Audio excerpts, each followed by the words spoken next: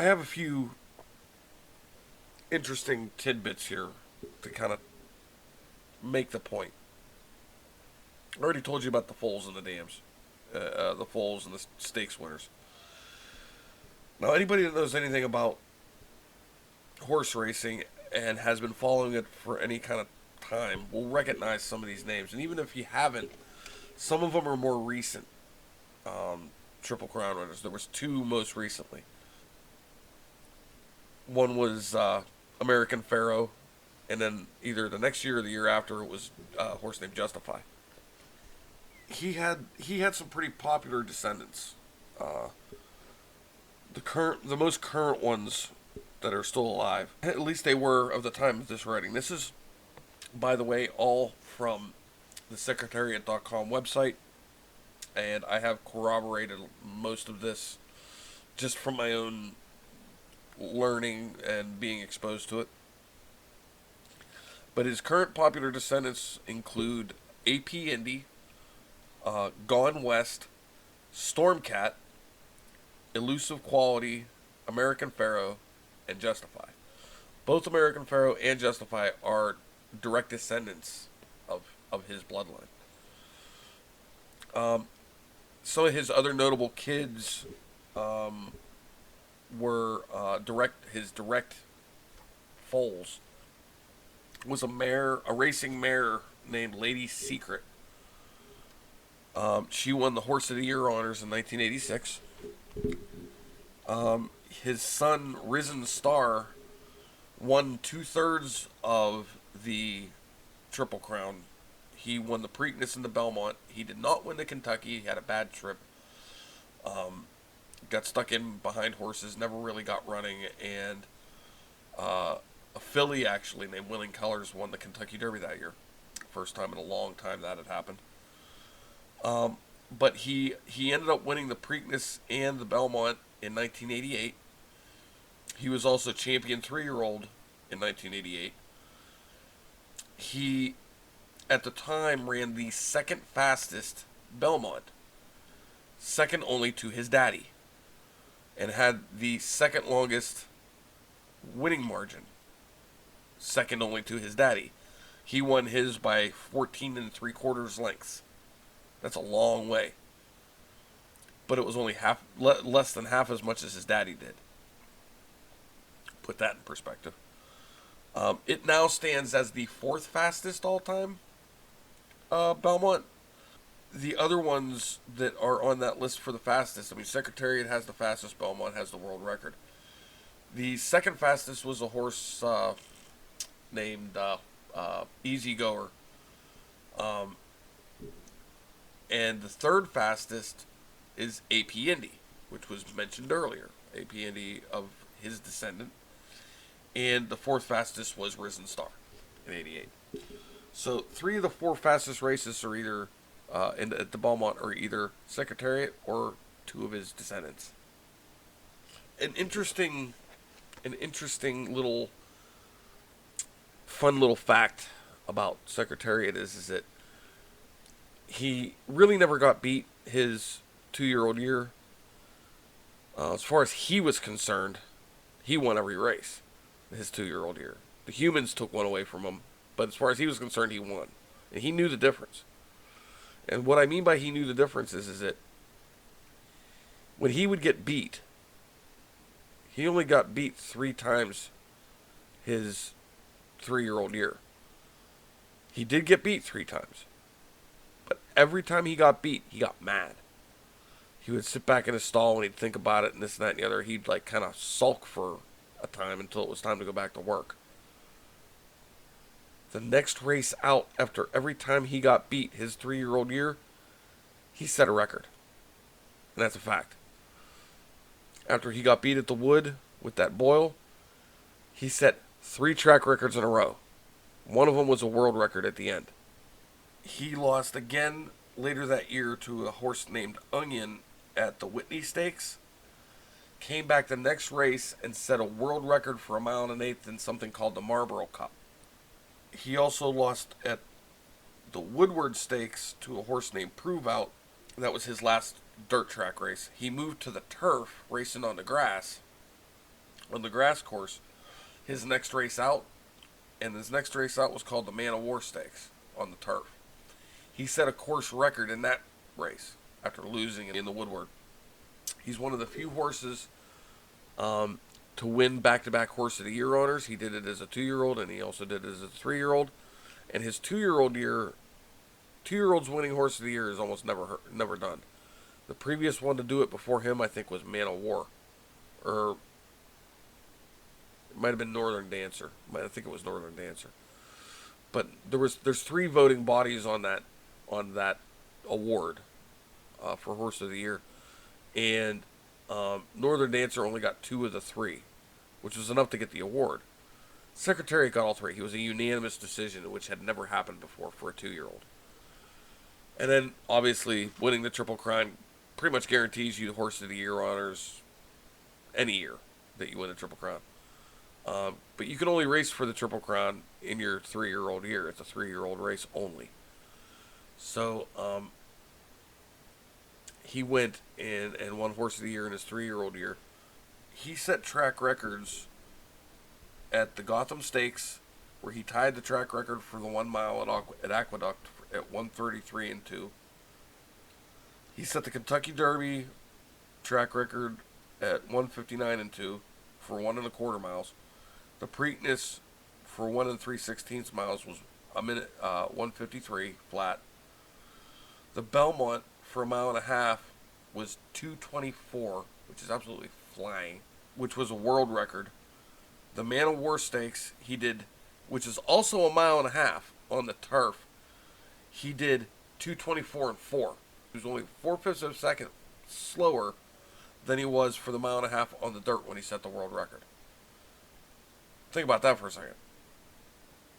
That was the course record. And then the Marlboro Cup for 1.1 miles, he set a world record at 1:45.2. So he did some things. Oh, just a quick thing. If you want to see any of these races or some of these races, I created a playlist on my channel, and I made it public. It's basically called Secretariat. I just wanted to give a shout out to all the video makers, producers that made all the videos and spliced all the stuff together and set it to music and made really nice, really, really good videos for it. Kind of sets the mood very well. The videos were done by the following folks that I'd like to give a shout out to.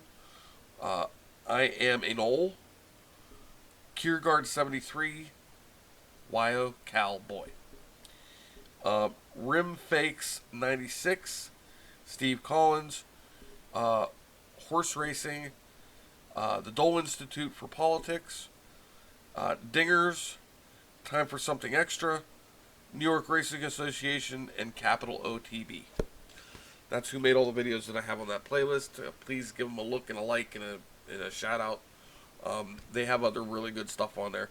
Particularly Kierguard 73. Kierkegaard 73. He did a lot of those videos that are on there. Probably about half of them that I have on there are by him. He did a really nice job at splicing some music into these things and just kind of letting them go. Didn't do anything fancy with them. Just put them to some good music. Didn't overwhelm everything. And really allowed the races themselves to tell the story. Excellent job. Well done. And why is this important to me? Am I just a horse racing nut or what? The answer is yes and no. I've been conscious of the Triple Crown since I was a kid. Probably 9 or 10 years old.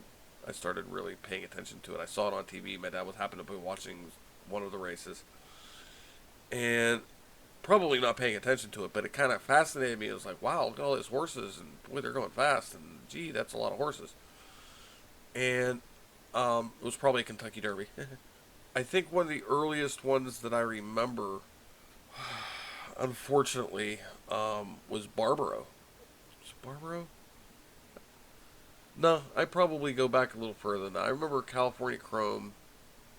I remember Barbaro. I remember 8 Bells. Now, 8 Bells was a filly. She was a female who was running with the boys and giving them all they could handle. And she broke down on the track. I think it was either at the Belmont or the Preakness. I can't remember which. And she had to be put down right on the track. I remember that vividly. That might even be my first recollection. I don't know. That was the first time I remember seeing a horse being put down on TV, like right there in the infield, because she had broken both of her front legs at the pretty much either at or right after the finish line, and there was nothing they could do. I mean, the horse has to stand on their feet. They break their legs, they're done. You know, you can't get away from them. They can't lay down. So it's, they got to be on their feet, and when you can't stand, you can't live. That's sort of how it is. And when you have one leg break, it's bad enough. When you got two that break, there's no hope. So they had to put her down right on the track, and I remember that was really, really, really, really sad. A really sad time at the track that day. But one of the reasons that Secretariat in particular is important to me,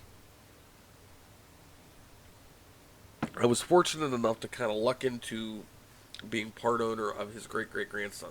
He was an OTTB. His racing name was Bella Lang. His pedigree is still on the pedigree website for the governing racing bodies. There, I forget what it's called, the Jockey Club or something like that. But he looked just like his great great granddaddy. I mean, he was big, red. He was 16'2" at the shoulder, and he wasn't nearly as muscular as his great granddaddy was, but it was a good horse. He was a really good horse. He had a trot that was like you get horses that trot and they do this, and you're going. You put him on a lunge line, put him in a trot, so that he would do it in a circle around you, and you just watch him. His back looked like an ocean liner in the ocean, just smooth, didn't bounce, but not. Just a really well put together horse. Had a really hard life. We rescued him basically. My fiance Desiree rescued him. Brought him back from the point of death and or the glue factory, because those are the only two people interested in him at that time. And we had him for 5 years, 5-6 years, and he ended up dying in an accident. He ended up going blind. He ended up catching something that made him go blind. And so, as a present to me, my fiance had this done. We renamed him Condor when we got him. This is Condor, and he was a good boy. And if you ever get a chance to look at a picture of Secretariat and you compare it to this, you can kind of see the family resemblance. Secretariat had 3 white stockings on his legs. He had 2.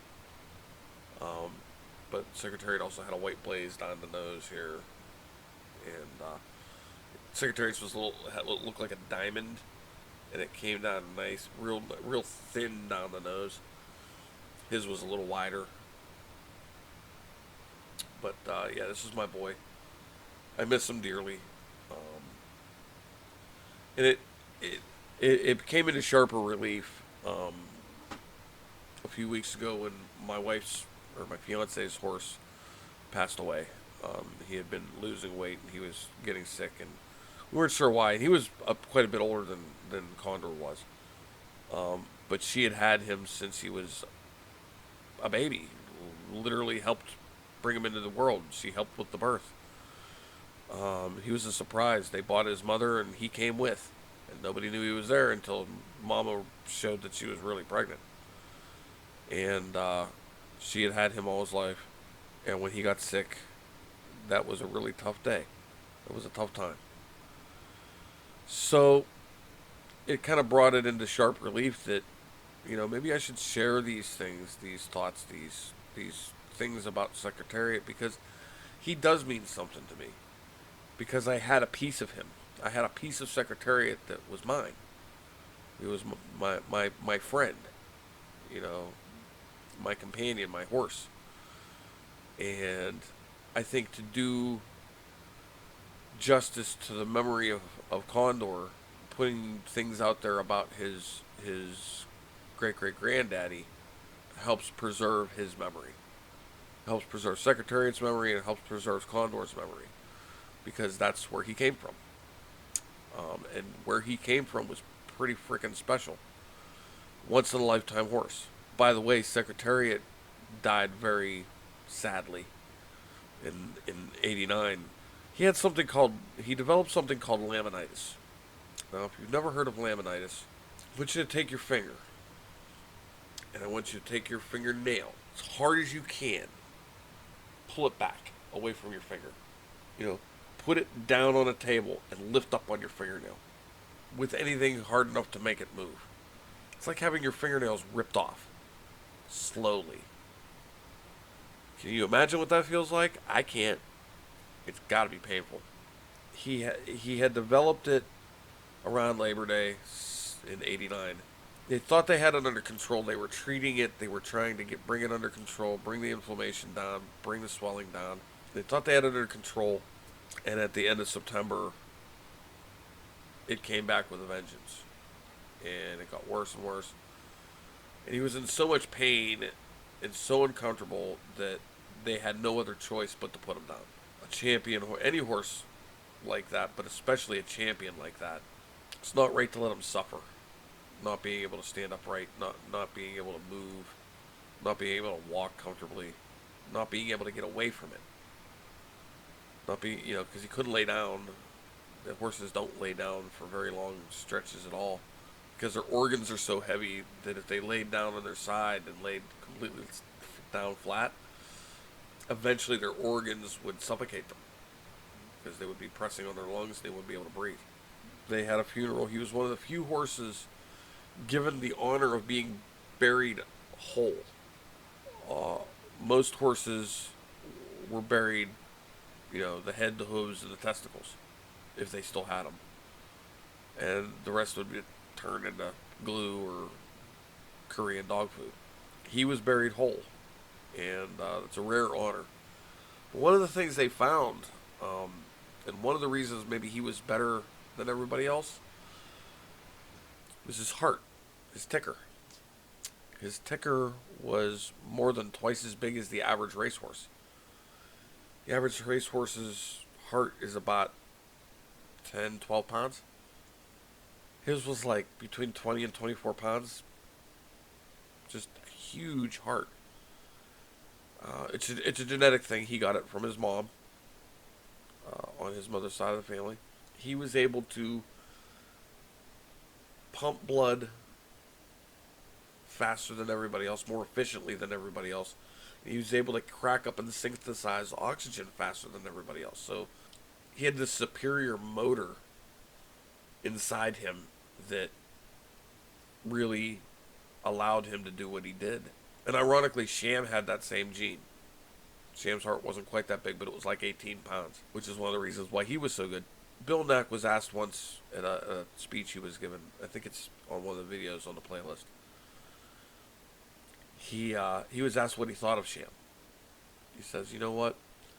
Sham was so good, I could take him right now and go win you a Triple Crown. That's how good he was. He just happened to be born in the same year as the greatest horse of all time.